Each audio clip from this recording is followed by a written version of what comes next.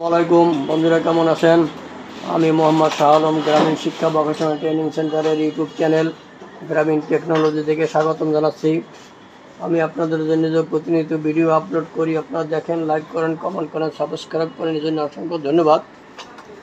তো আমি আপনাদের জন্য যে ভিডিওগুলো আপলোড করতেছি আপনারা দেখতেছেন, তো সেই ধারাবাহিকতায় আজকে আমি এটা হলো কাঁসাই মেশিন, এটা স্টিকার ওগুলো রায় পূরণ হওয়ার কারণে আমরা খুলে টুলে দেখাই, যার জন্য সবসময় খোলাই থাকে।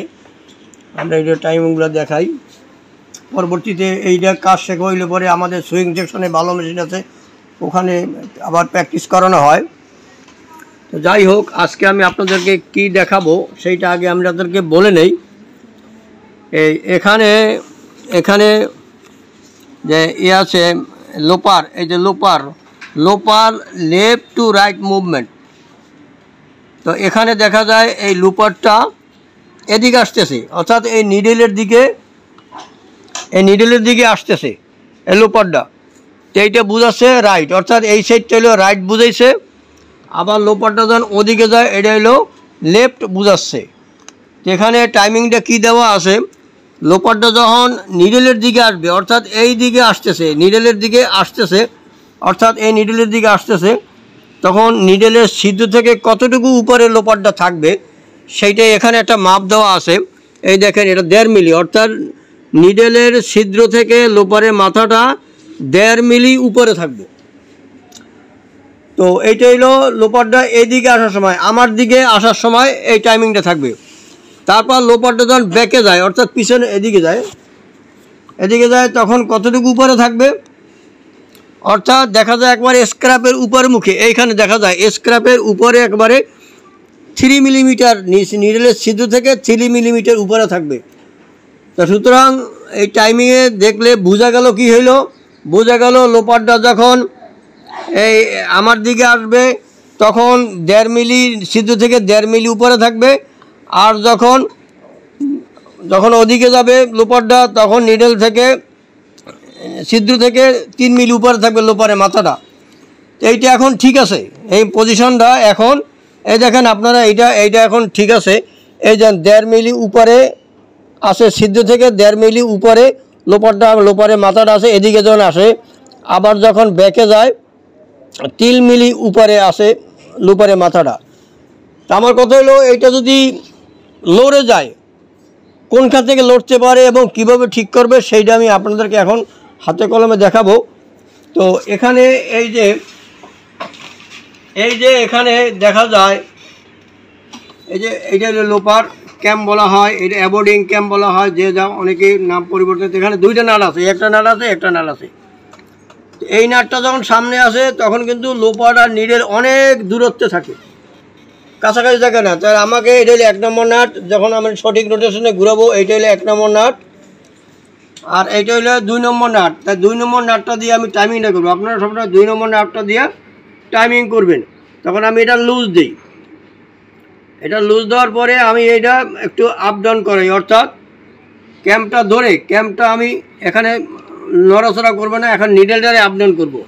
নিডেলটা আপ ডাউন করলাম, একটু আপ ডাউন করলাম। এখন আপ ডাউন করার পরে কী লড়ে গেল সেইটা দেখেন, সেইটা আপনাদেরকে আমি দেখাই।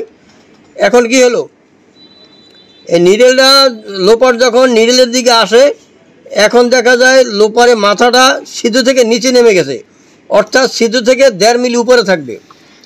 আবার লোপারটা যখন ব্যাকে যাচ্ছে দেখা যায় স্ক্র্যাপ পার হয়ে অনেক উপরে লোপারের মাথাটা নিডেলের সাথে মিলিত হয়েছে। সুতরাং এই টাইমিংটা এইভাবে যদি থাকে তাহলে আমার মেশিন চলবে না, সেলাই ঠিকমতো হবে না। আমাকে এই ক্যাম্প টাইমিংটা এখন এটা আমার মিলাইতে হবে। সেইটা আমি কিভাবে মিলাবো সেইটা আমি আপনাদের বুঝাচ্ছি। যেহেতু এই সাইডটা লোপারটা যখন এদিকে আসে, আমার দিকে আসে, তখন ছিদ্র নিচে আসে, এই অবস্থায় লোপারের মাথাটা আমার উপরে উঠাইতে হবে। তা কীভাবে উঠাবো, এখন কিন্তু এখানে কোনো নাট দেখা যাচ্ছে না, সুতরাং এই অবস্থায় আমি উঠাইতে পারবো না। তা আমি ঘুরাইয়া যখন আমি এই 2 নম্বর নাটটার সামনে আসবো, তখন লোপার আর নিডেল একবারে কাছাকাছি আছে, লোপার আর নিডেল একবারে কাছাকাছি আছে। 2 নম্বর নাটটা যখন সামনে আসে তখন আমি 1 নম্বর নাটটা আগেই লুজ দেওয়া রাখবেন আপনারা। 2 নম্বর নাটটা লুজ দিয়ে যেহেতু এই সাইডে লোপারের মাথাটা অনেক উপরে আছে, স্ক্র্যাপের অনেক উপরে আছে, সে সাইডে আমি একটু নিচে নামাবো। কীভাবে? স্ক্র্যাপের ভিতরে আমি নিডলটা লাগাবো, স্ক্র্যাপের প্রথম মাথা অর্থাৎ উপর অংশে, অর্থাৎ সিদ্ধ থেকে 3 মিলি উপরে থাকবে, আমার 3 মিলি উপরে থাকবে। আমি এখন ক্যামডাম নাটটা টাইট দিই। এখন দেখেন আমি কী করল, এখন দেখেন এই এখনও আর একটু নিচে নামবে, লোপারটা এখনও 1.5 মিলির চাইতে একটু উপরে আসে। যখন লোপারটা আমার দিকে আসে, এটা আর একটু আমাকে লোপারটা সরাইতে হবে।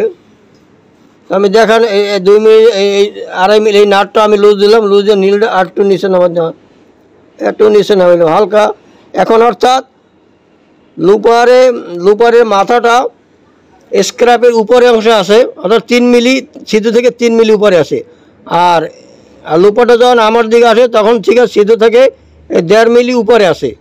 অর্থাৎ এইখানে যে আমি টাইমিংটা দেখাইলাম, এই টাইমিং মতো আমার এইটা করা হলো। সুতরাং আপনারা এই ছবি দেখে, এই যেখানে মাপ দেওয়া আছে এই দুইটা, শুধুমাত্র এটা আবার অন্য জিনিস, সেটা যদি কখনো প্রয়োজন হয় আমি ভিডিও করব। শুধু এই লোপারের দুইটা আপনারা ফলো করবেন। অর্থাৎ লোপারটা যখন নিডলের দিকে আসবে 1.5 মিলি উপরে থাকবে লোপারের মাথাটা নিডলের সিদ্ধ থেকে, আর লোপারটা যখন পিসির দিকে যাবে, অর্থাৎ এদিকে যাবে, নিডল থেকে এদিকে চলে যাবে, তখন সিদ্ধ থেকে 3 মিলি উপরে থাকবে লোপারের মাথাটা। এইভাবে আপনারা যদি মেশিনটা টাইমিংটা করতে পারেন তাহলে টাইমিংটা 100% হয়ে যাবে। আশা করি এই টাইমিংটা আপনারা বুঝতে পারছেন। আমার এই ভিডিও যারা নতুন দেখেন তারা লাইক দিবেন, সাবস্ক্রাইব করবেন, বেল বাটন বাজাবেন। আর আমরা গ্রামীণ শিক্ষা ভোকেশনাল ট্রেনিং সেন্টারে আমরা নিয়মিত কাজ শেখাই, মেশিন মেকানিকদের কাজ শেখাই। আমাদের 3200 যে আইলোডল আছে, আমাদের 1790 বাটন হল আছে, অটো বাটন হল আছে। আমরা নিয়মিত কাজ দেখাই। আপনারা যারা কাজ শিখতে চান তারা যোগাযোগ করবেন। আশা করি আপনারা ভালো থাকেন, সুস্থ থাকেন। ধন্যবাদ।